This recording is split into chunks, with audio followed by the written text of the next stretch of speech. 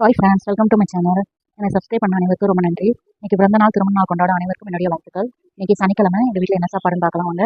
இன்னைக்கு எங்கள் வீட்டில் ஒரு மீன் குழம்பு தான். பண்ணா மீன் சொல்லுவாங்க, சிலேபி கண்டன்னு சொல்லுவாங்க எங்கள் ஊர் சைடு. அந்த மீன் தான் வாங்கியிருக்கோம். சிம்பிளான மீன் குழம்பும் மீன் ரோஸ்ட்டும் தான். காலையில் சாப்பாடு சோறாக்கியாச்சு. இப்போ மீனுக்கு தேவையானதெல்லாம் வெள்ளைப்பூடு, சின்ன வெங்காயம்லாம் போட்டு கடுகு வெந்தயம்லாம் போட்டு தாளிசம் பண்ணிக்கிறேன். எல்லாத்தையுமே காய்கறிலாம் கட் பண்ணி வச்சாச்சு. இப்போ இங்கிட்டு சின்ன வெங்காயமும் தேங்காயும் ஜாரில் போட்டு அதையும் மையா அரைச்சி வந்துடுவோம். தக்காளி அதுக்கப்புறம் கருவேப்பிலையெல்லாம் போட்டு வதக்கி எடுத்துக்கிடுங்க. புளியை கரைச்சி வச்சு ஊற்றி மசால் பொடியெல்லாம் போட்டு போதுமான அளவு தண்ணியை ஊற்றி கொதிக்க விட்டுற வேண்டியதான். சிம்பிள் மீன் குழம்பு. கறி குழம்போட மீன் குழம்பு ரொம்ப சிம்பிளுங்க. எல்லா மசாலாவும் போட்டு கொதிக்க விட்டு தேங்காவை அரைச்சி ஊற்றி வச்சா ரெடி ஆயிரும். இப்போ புளிக்குழம்பு பொடியை போட்டுருவோம். அதுக்கப்புறம் வத்தப்பொடியும் மஞ்சள் பொடியும் முதலிய போட்டுட்டேன். இப்போ கரைச்சி வச்ச புளியை ஊற்றி அரைச்சி வச்ச தேங்காவையும் சின்ன வெங்காயத்தையும் மிக்ஸ் பண்ணி மூடி வச்சுருவோம். இங்கிட்டு குழம்பு கொதிச்சுக்கிட்டு இருக்கு. பக்கத்துலேயும் சிந்து தொட்டி நிறைய பாத்திரம் இருக்குது. அதையும் கையோட ரெண்டு பாத்திரமா கழுவி எடுத்துருவோம்.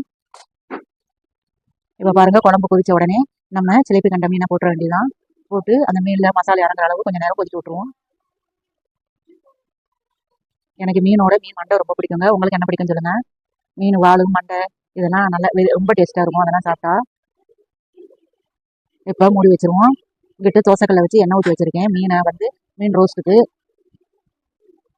இங்கிட்டு கொஞ்சம் கொஞ்சமாக சின்ன சின்ன மொத்தமாக நம்ம பாத்திரம் கழுவுறதுக்கு சின்ன சின்னதாக ஒவ்வொன்றா நம்ம கழுவி எடுத்து வச்சுட்டோம்னு வச்சுக்கோங்க. பாத்திரம் கழுவுற வேலை ஈஸியாக முடிஞ்சிடும். பாத்திரம்லாம் கழுவி முடிச்சு ஓரளவு கழுவியாச்சு. இப்போ மீன் ரோஸ்ட்டை நம்ம மீன் ரோஸ்ட் பண்ணுறதுக்கு மசாலாம் போட்டு ஊற வச்சிருக்கோம் தெரியுமா. அந்த மீனை தோசைக்கல்ல எண்ணெய் ஊற்றி நல்லா பொரிச்சு எடுத்துருவோம். பின்னாடி ரோஸ்ட் பண்ணி எடுத்துக்கிடுவோம். இன்னைக்கு சனிக்கிழமை உங்கள் வீட்டில் என்ன சாப்பாடுன்னு சொல்லுங்கள்.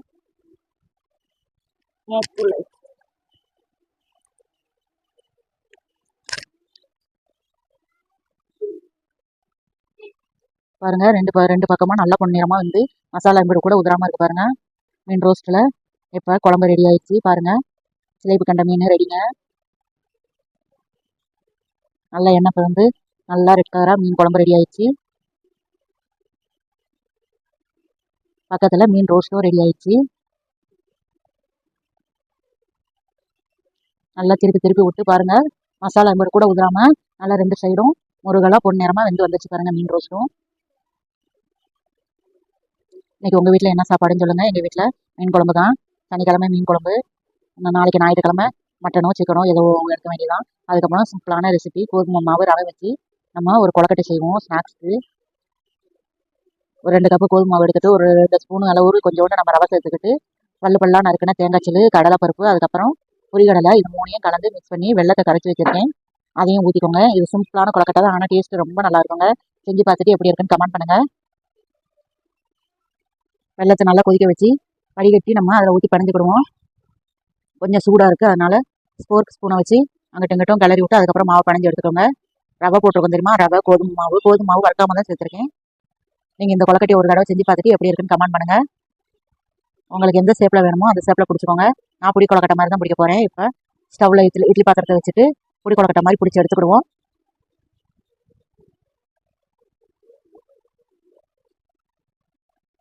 இப்போ ஒரு 10 நிமிஷத்தில் வேக வச்சு எடுத்துக்கிட வேண்டியதான். 10 நிமிஷம் 15 நிமிஷம் தான் ஆகும். இது செய்யவே மொத்தமே 10, 15, 20 நிமிஷத்துக்குள்ளே தாங்க ஆகும். ஆனால் சிம்பிளாக செஞ்சு முடிச்சிடலாம். டேஸ்ட்டும் ரொம்ப சூப்பராக இருக்கும். கோதுமை மாவு வெள்ளத்துக்கு அந்த தேங்காய் பல்லா போட்டுருக்கோம் தெரியுமா பாருங்கள். அதெல்லாம் நல்லா நம்ம மென்று சாப்பிடும்போது நல்லா கறிப்பட்டு நம்ம சாப்பிடும்போது நல்ல டேஸ்ட்டாக இருக்கும். நல்லா இருக்குங்க. நீங்களும் செஞ்சு பார்த்துட்டு எப்படி இருக்குன்னு கமெண்ட் பண்ணுங்கள். ரஃப்பாக இருக்காது கோதுமை மாவு, அப்படி ரஃப்பாக இருக்கும்னு நினைக்காதீங்க, சாப்பிட்டா தான் இருக்கும். வாங்க அடுத்து துணி தைக்க உட்காருவோம். இன்றைக்கி ஒரே கஸ்டமருக்கு ஒரு 5 துணி வெட்டி வைக்கணும். அடுத்தடுத்து துணியை போட்டு மேலே போட்டு கட் பண்ணி எடுத்துக்கிடுவோம். இன்றைக்கி தான் வேலை. சாதா ப்ளவுஸ் தான் நமக்கு. 5 ப்ளவுஸ் ஒன்று போல் கட் பண்ணி எத்தனை ப்ளவுஸ் தைக்க முடியுதோ அதை தைக்கணும். அக்குள் உங்களுக்கு 6.25 இருக்குது. 6.25 + 1 7.25. உயரம் 13 + 2 15 இருக்குங்க. உங்கள் உயரம் 6. சுற்றளவு 10.5. 10.5னா 20 பாதி 10.25. 10 கிடையாது 10.25. இப்போ உங்கள் உயரம் எல்லாமே மார்க் பண்ணி நம்ம வரைஞ்சி எடுத்துக்கிடுவோம். இப்போ எல்லாமே மார்க் பண்ணி நம்ம பாக்ஸ் மாதிரி போட்டு எல்லாமே மார்க் பண்ணி வரைஞ்சிக்கிட வேண்டியதான். வரைஞ்சி கட் பண்ணி எடுத்துக்கிடுவோம். இன்னைக்கு மாடல் ப்ளவுஸே வரலங்க. மாடல் ப்ளவுஸ் அடுத்த மாடல் ப்ளவுஸ் போடலான்னு நினைச்சேன். வெறும் சாதா ப்ளவுஸ் தான் வீட்டில் நிறையா கிடக்குது. மாடல் ப்ளவுஸும் வரல. எப்போயாவது நாளைக்கு ஃபங்க்ஷன் நேரம், திருவிழா நேரம் இப்படி நேரம் தாங்க வரும் எனக்கு மாடல் ப்ளவுஸ். ஏன்னா நான் கிராமத்தில் இருக்கிறனால எனக்கு நார்மல் ப்ளவுஸ் தான் நிறையா வரும்.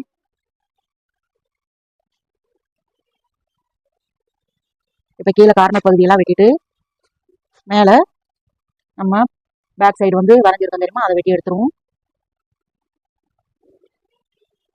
உங்களுக்கு என் சேனல் பிடிச்சிருந்துச்சுன்னா லைக் பண்ணுங்க, ஷேர் பண்ணுங்க, கமெண்ட் பண்ணுங்க, சப்ஸ்கிரைப் பண்ணுங்க, பக்கத்தில் இருக்கிற பெல் பட்டனையும் கிளிக் பண்ணிக்கோங்க. இப்போ பேக் சைடு போட்டு நம்ம பேக் சைடு உள்ள துணி எடுத்து கிராஸ் கட்டிங் போட்டு வரைஞ்சிக்கிடுவோம். நான் வந்து தையல் பழகும் போது அவ்வளோ கஷ்டப்பட்டு பழகினேங்க. இந்த பட்டி வரைகிறதோ மற்றபடி நான் ஒரு பட்டி தைக்கும் போதோ தையலை வந்து எத்தனையோ பேருக்கு நான் ப்ளவுஸை வந்து வேஸ்ட் பண்ணியிருக்கேன்.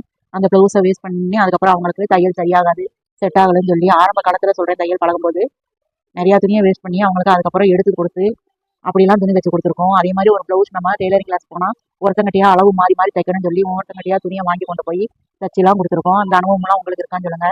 அவங்க ஸ்டிச்சிங் சார்ஜ் கூட கொடுக்க மாட்டாங்க, நம்மளாதான் அவங்களுக்கு துணி எடுத்து கூட தைச்சு கொடுத்துருக்கோம். அவ்வளவு ஆர்வமாக நான் தையல் பழகிருக்கேன்.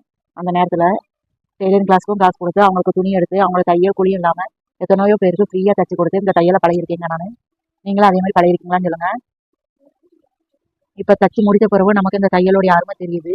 வீட்லேயே உட்காந்துக்கிட்டு நம்ம ஒரு ஃப்ரீயாக வீட்டு வேலையும் பார்த்துக்கிட்டு நமக்கு எப்போ ஃப்ரீ டைம் கிடைக்கும் அந்நேரம் உட்காந்து நம்ம தையல் வேலையும் பார்த்துக்கிட்டு வீட்டையும் மேனேஜ் பண்ணிக்கிட்டு ஈஸியான வந்து எங்கிட்ட வெளியே போகாமல் வீட்டில் உட்காந்து செய்கிற வேலையாக இருக்கு பார்த்தீங்களா. ஆனால் இதை பழகும் போது எங்கள் அம்மாலாம் அவ்வளோ கஷ்டப்பட்டு நினைப்பா. ஆனால் அந்த நேரம் அது சின்ன வயசாக இருக்கும்போது நமக்கு மண்டையிலே ஏறாது தையல் பழகும்போது. இப்போ வந்து உங்களுக்கு யூடியூப் சேனல் இருக்கிறனால ஈஸியாக எல்லாருமே வந்து அதை வீட்டுக்கு ஒரு தையல் மிஷின் எல்லா வீட்லையும் இப்போ இருக்குது ஈஸியாக. யார் வீட்லையும் தையல் மிஷின் வீடு இல்லாத வீடே கிடையாது. ஒரு கிழிஞ்ச துணி தைக்கிறதுனால ஈஸியாக எல்லாருமே இப்போ ஒரு தையல் மிஷின் வாங்கி போட்டுறாங்க. இப்போ கையெல்லாம் வரைஞ்சி எடுத்தாச்சுங்க.